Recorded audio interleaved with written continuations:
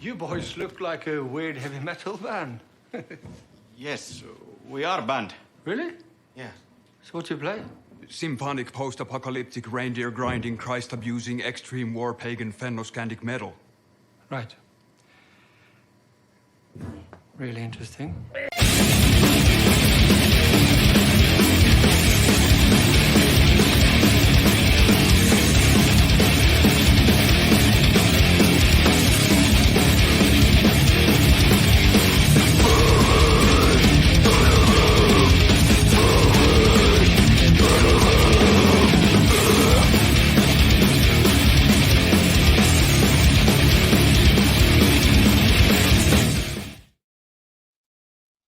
What up, everybody? DJ Anubis here with you in the Metal Time Radio podcast, doing another trailer reaction, my first of 2024.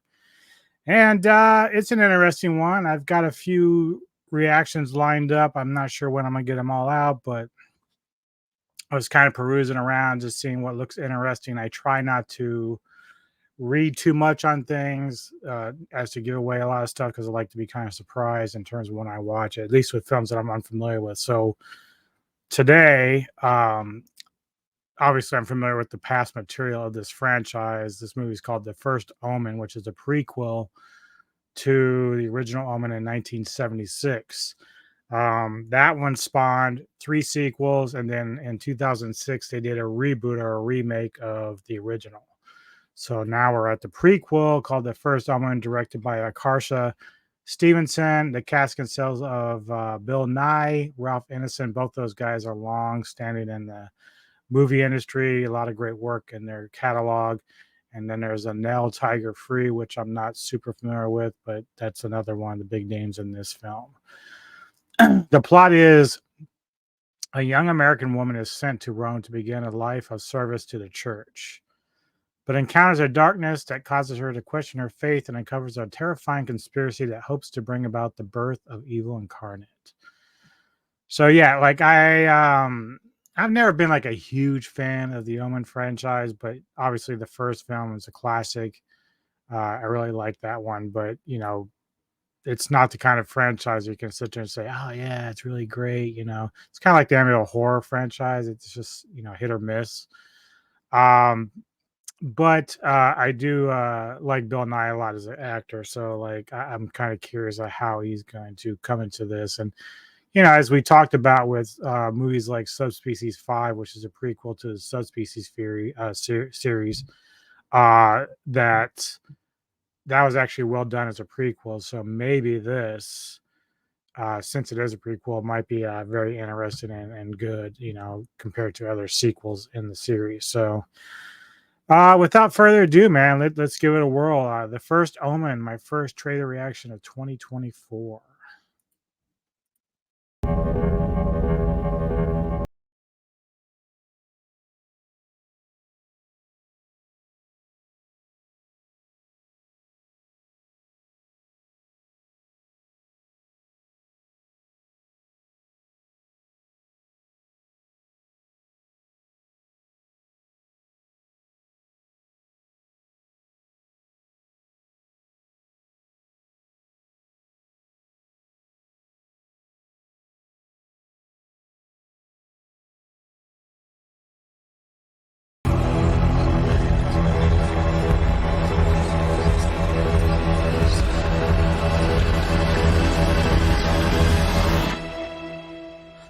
You don't have to be afraid.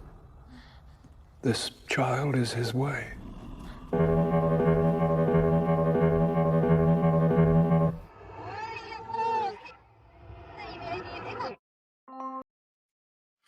That's kind of cool. I like the reversing of all the action or the movie itself, like just in terms of the trailer, like everyone's in reverse. The reverse music at the end was kind of cool. Very metal.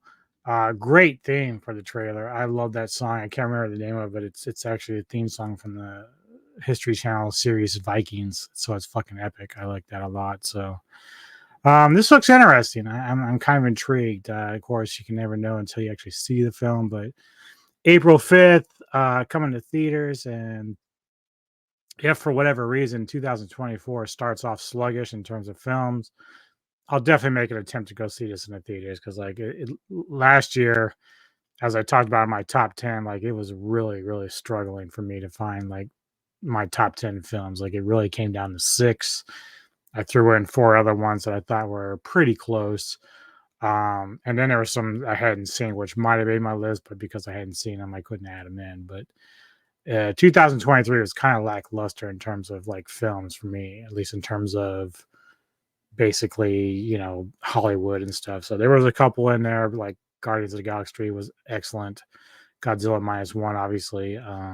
But there's just some other films that were more independent that made my list compared to what would normally be like more mainstream stuff. So hopefully this year is a lot better in movie making. We'll see. I know some of the is because of the writer's strike and all that jazz, but I don't know, man. Some of it's also just because shitty writing in general. Like, just Hollywood doesn't care about good entertainment anymore for whatever reason. So it's scary, man. As a movie enjoyer and viewer, you're more apt to go and follow the independent filmmakers like, Christopher Alexander, Sean Wright, Jose Prendes. These guys are putting out, their own films, and you can argue, yeah, they're not like $1 million movies, but dude, if the writing's good and the content's good, then that's all that matters. Like, you can spend $100 billion on a film, and if it sucks because the plot sucks or the script sucks,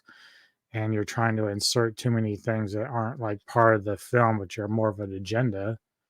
I hate using the term woke, but that's kind of like what the term is. But if you're too worried about that rather than a good story, it's not going to work. Like, people are just getting tired of that shit, man. If you want to insert an agenda or a narrative and seep it through a good story, then people aren't going to care. But got to have a good story, man. Have a good story. So I don't know if that's going to happen with this film, obviously, but it looks good. I'm intrigued, nonetheless. Hit the like button and subscribe to the channel if you enjoy the content. And I appreciate again all the support of the Metal Time Radio podcast.